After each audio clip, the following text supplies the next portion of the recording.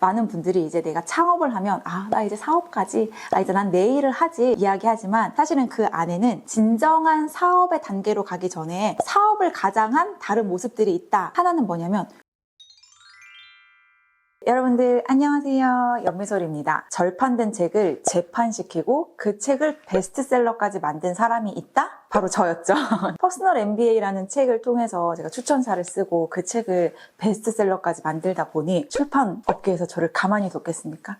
그동안 정말 많은 연락을 많이 받았던 건 아니고 조금 받긴 받았는데 제 컨텐츠의 진정성이 생명이다 보니 제가 그 모든 연락들을 다 쳐내고 있었습니다. 그러다 얼마 전 제가 제 인생의 두 번째 추천사를 쓰게 되었는데요. 출판사로부터 이 책 제목을 듣자마자 그거 제가 할게요 라고 제가 아주 당당하게 자신감 있게 들이댔습니다. 왜냐하면 이 책은 제가 그동안 저를 찾아오시는 많은 분들께서 공통적으로 하시는 질문, 저 회사 때려치고 사업할까요? 저 이런 아이디어가 있는데 사업하면 어떨 것 같아요? 라고 할 때마다 혹시 이 책 한번 읽어보실래요? 라고 추천을 이미 했던 책이었고, 그리고 저조차도 사업의 과정에서 제가 몇 년 전에 읽어보고 정말 많은 영향을 받은 책 중에 하나였어요. 그래서 이 책의 제목이 무엇이냐? 라고 묻는다면 당신은 사업가입니까? 라는 책 제목입니다. 그래서 이 책이 원래 제가 가지고 있던 책은 기존 버전은 요거였는데요. 10주년 기념으로 재판이 되면서 제가 영광스럽게도 이 책의 추천사를 쓰게 되었어요. 그런데 제가 이 책을 그럼 왜 그동안 연미솔의 밑줄 쫙에서 소개하지 않았냐라고 한다면 이 책을 한마디로 정의하자면 아니 왜 우리의 기를 죽이고 그래요? 약간 이런 책이거든요. 그러니까 저는 항상 여러분 할 수 있어요. 여러분 우리 같이 해봐요. 이런 메시지를 나누는 사람인데 이 책의 저자인 캐럴 로스는 야 근데 잠깐 앉아봐. 내가 팩트 체크를 좀 해줄게 라고 하면서 사업에 관해서 우리가 눈 가리고 아웅하고 싶은 그렇지만 정말 현실적으로 알아야만 하는 내용들을 차근차근 자세히 알려주는 책이기 때문입니다. 제가 이곳에 뭐라고 썼냐면 이렇게 썼습니다. 지금 당장 내 일을 시작하라. 누구나 사업으로 성공할 수 있다. 누구나라는 말이 그렇지 못한 사람들을 무능력하게 만드는 콘텐츠의 홍수 속에 우리는 살고 있다. 그 중에 한 명 저죠. 이 책의 저자는 누구나 신드롬에 빠진 현 시대에 아무나 사업할 수 없음을 날카롭게 설명하고 있다. 그럼 사업에 최적화된 사람들은 누구일까? 사업의 적기란 도대체 언제일까?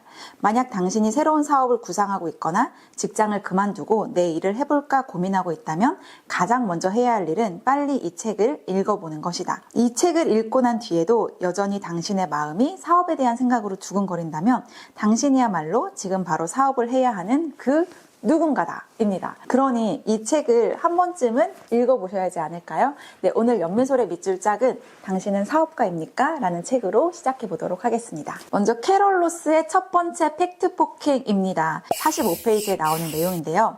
90% 이상의 신규 사업체들은 창업한 지 몇 년 만에 실패의 쓴맛을 본다. 그럼에도 매년 600만 명 이상의 사람들이 사업가가 되겠다고 결심한다. 실패 확률이 90%인데도 기꺼이 뛰어드는 경력이나 인생 항로가 사업 말고 무엇이 있을까? 매해마다 이제 연말이 되면 통계청에서 그런 이야기를 하잖아요. 올해 자영업자 폐업률은 몇 %다라고 하는 자료들 우리가 많이 보는데 사업에는 어찌 보면 사람들의 어떤 로또와 같은 환상적인 부분들이 있긴 있는 것 같아요. 저도 이제 사업의 과정 중에 있지만 힘든 일은 다 미화가 돼요. 그래 그때 당시에 그 고난은 지금의 영광을 위한 발받침이었지 밑받침이었지 이런 생각이 들면서 나 스스로를 미화시키거든요. 그러니 누군가의 성공 신화 속에는 항상 미화된 부분들이 있기 마련이에요. 사업을 시작하기 전에 사람들은 미화된 성공 신화들을 보다 보니 그래 사업하면 저렇게 될 수 있겠구나라는 어떤 환상을 가지고 시작하는 경우들이 우리가 많이 있습니다. 그러면서 여기에 되게 재미있는 사례가 하나 나오거든요. 60페이지에 빌 게이츠에 대한 이야기가 나와요. 사업가의 성공 스토리들은 미디어에 의해 미화되기 때문에 사업가라는 경력은 매력적일 것이라는 환상을 심어주고 싶다.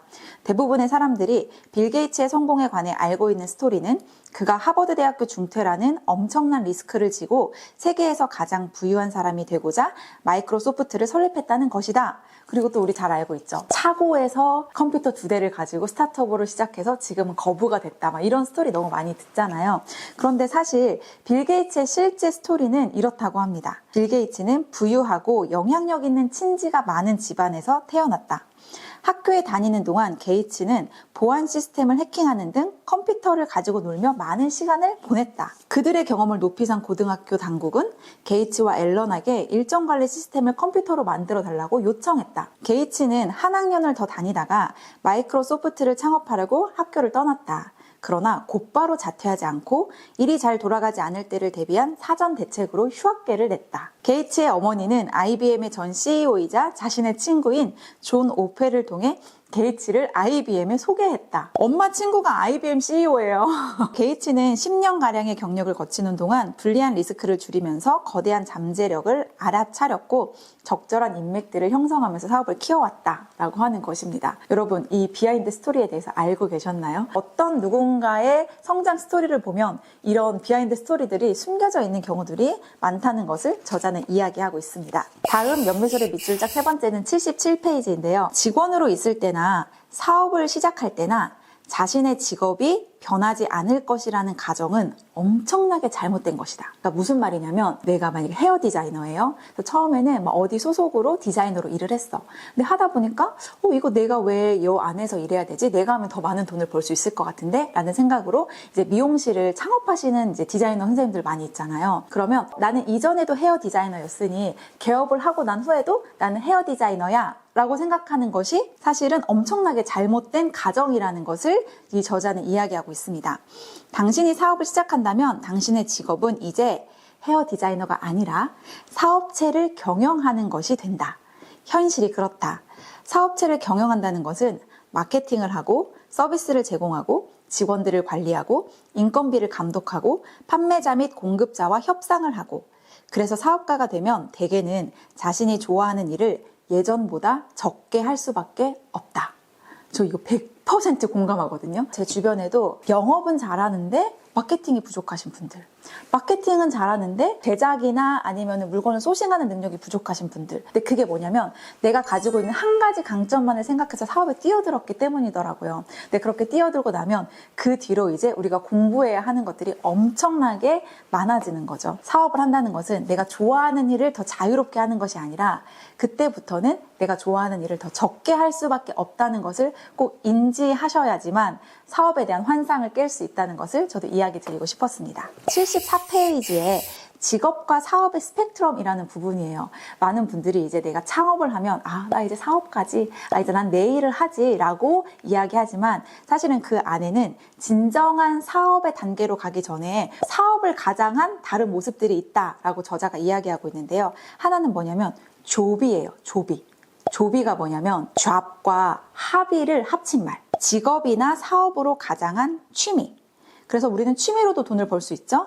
그런데 이것은 사업으로 갈 수 없는 게 이 수입은 생계를 유지할 수 없고 그다음에 불필요한 비용에 발목이 잡힐 수 있다라고 이야기해요. 예를 들어 이런 거예요. 대부분 수작업으로 만들어서 판매를 하시는 분들 있잖아요. 내 인건비와 나의 노동력이 100% 투입이 되어야지만 이 매출로 직결되시는 분들은 사실상 그 일을 스케일업 하기가 힘들잖아요. 그래서 저자는 이 단계에 있는 분들을 조비라는 표현으로 지칭하곤 합니다. 그리고 두 번째는 바로 잡 비즈니스라고 하는데요. 한 명 혹은 몇 명이 수행하는 사업. 그래서 규모가 크지 않고 자본 가치를 형성하지 못한다. 보통 자본적 요건이 까다로운 사업에 비해 시작하기 쉽고 개인적인 목표를 이룰 수 있게 해준다.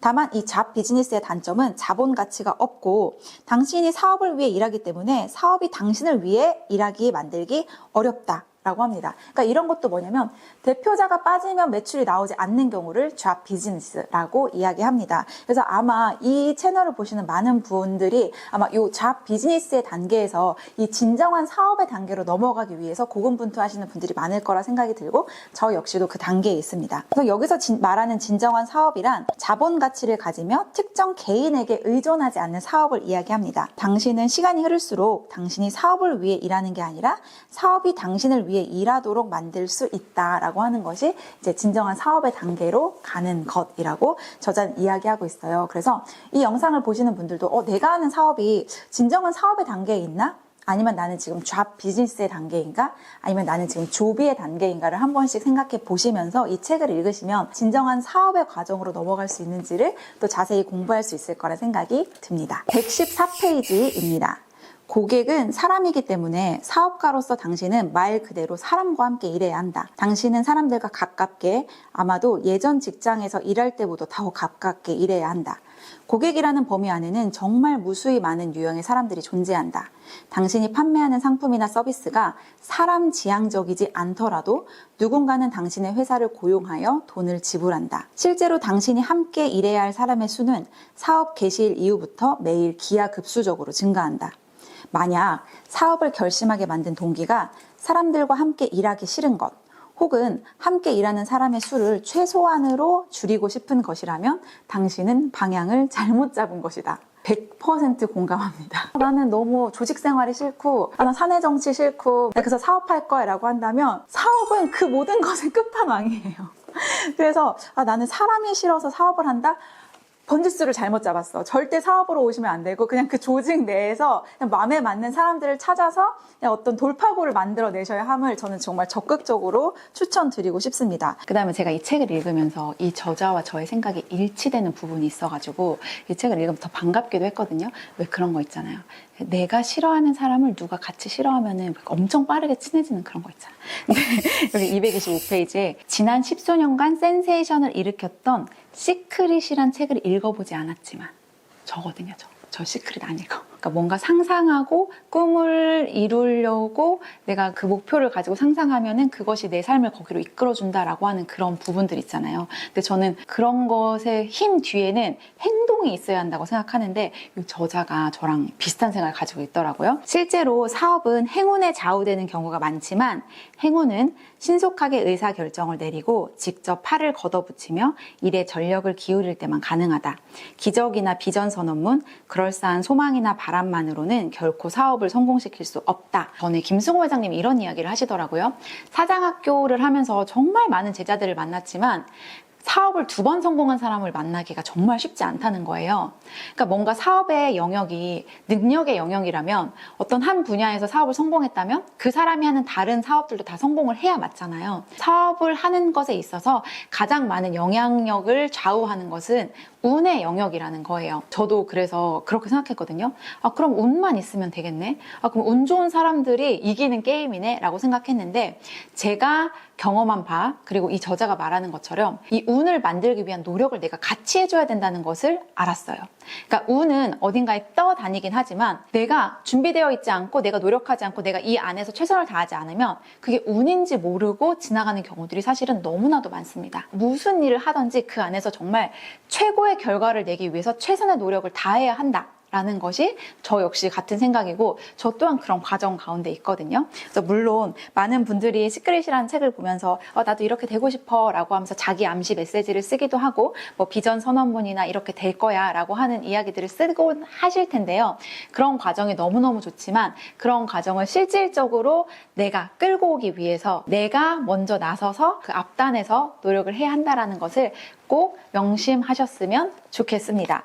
자, 그래서 이 책을 다 읽어보면요. 어떤 생각이 드냐면 이 책은 사업은 이렇게 어려운 거야. 너 사업하면 안 돼. 너 사업 아무나 하는 거 아니야. 라고 이야기해주는 책이 사실은 아니에요. 이 책은 우리가 사업을 시작하기 전에 맷집을 길러주는 책이라고 저는 설명할 수 있을 것 같거든요. 물론 아무것도 모르는 채로 순진무구하게 어떤 일에 딱 열정만 해가지고 뛰어들어서 하는 것도 너무 멋있지만 그 과정에서 이런 게 있을 수 있대. 그리고 이런 것을 우리가 만날 수 있고 이런 게 문제가 될 수 있구나 라고 알고 있다면 대비할 수 있는 힘을 우리가 가질 수 있을 것 같다는 생각이 듭니다. 저처럼 아무것도 없는 애엄마가 열정 하나와 사명 하나만으로도 이 사업의 시기에서 고군분투하면서 열심히 살아가고 있잖아요. 그러니 저는 여전히 꿈과 희망과 용기가 있는 분들이라면 누구나 할 수 있다는 생각을 하곤 합니다. 네, 오늘 연미소리 밑줄 쫙 봐주셔서 감사합니다. 다음 시간에 또 찾아올게요. 안녕.